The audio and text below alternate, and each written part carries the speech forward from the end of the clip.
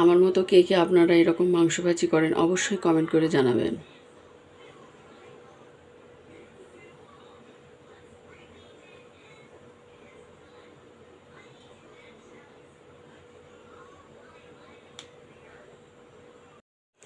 আসসালামু আলাইকুম।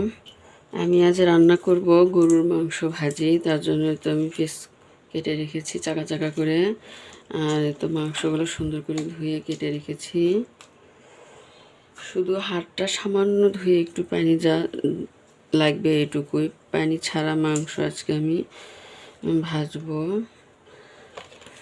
সবার প্রথমে লবণ দিব, তো পরিমাণ মতো লবণ, পরিমাণ মতো মরিচের গুঁড়া,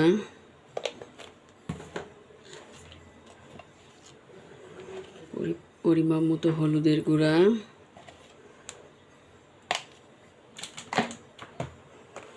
রাঁধুনি রেডিমিক্স গরুর মাংসের মশলা একটু দিব,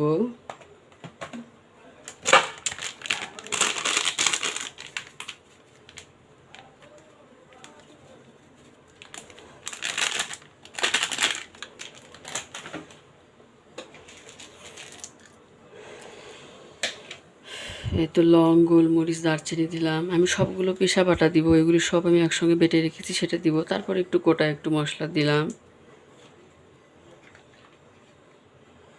ধনিয়া গুঁড়ো দিলাম একটু দিব,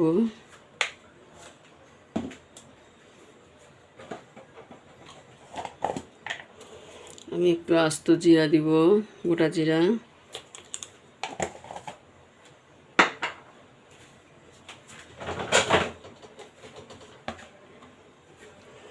এবার দিব আমি জিরা বাটা,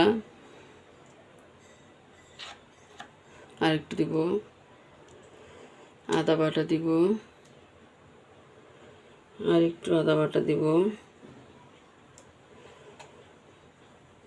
রসুন বাটা দিয়ে দিলাম।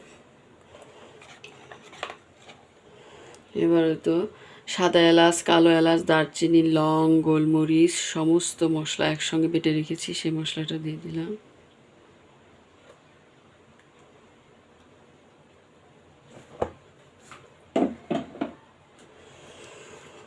এবার আমি হাতে মেখে দিব,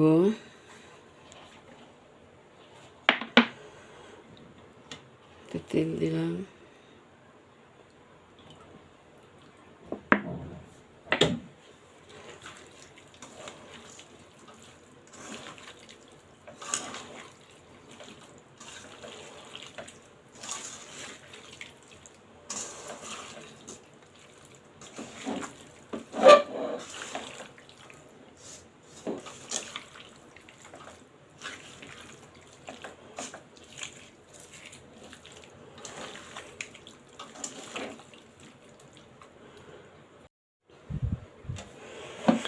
তো একটু হাত ধুয়ে পানি দিব সামান্য। মাংস থেকে যে পানিটা বের হবে ওই পানি দিয়ে মাংসটা সিদ্ধ হয়ে যাবে।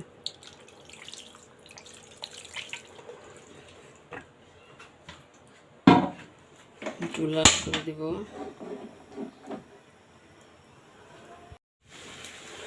এবার একটু আমি জয়ফল, জয়ত্রী বাটা দিব। এই তো জয়ফল এবং জয়ত্রী একসঙ্গে বেটে রেখেছি আমি খুব সুন্দর করে, সেটা আমি দিব, একটু সামান্য দিব।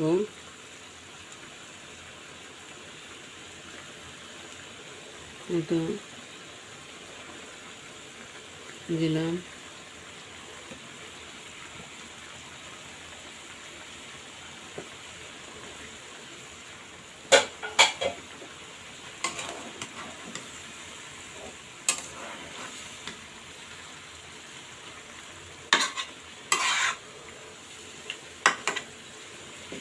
এই তো দেখুন খায় অনেকটা মাংসর পানি বের হয়েছে।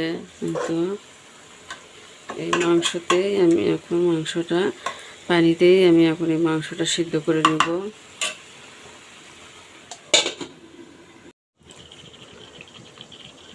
এই তো মাংস ভাজিটা হয়ে গিয়েছে আমার, এই তো হয়ে গিয়েছে। এখন এর ভিতরে আমি একটু গরম মশলার গুঁড়া দিব এবং ভাজা জিরের গুঁড়া দিব। এই তো গরম মশলা গুঁড়া দিব সামান্য,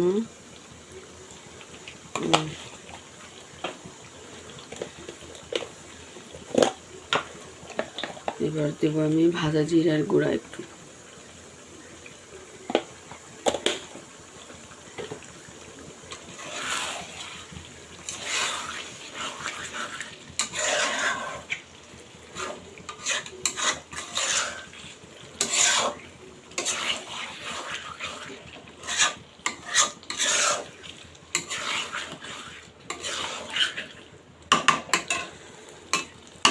এই তো হয়ে গিয়েছে আমার মাংস ভাজি।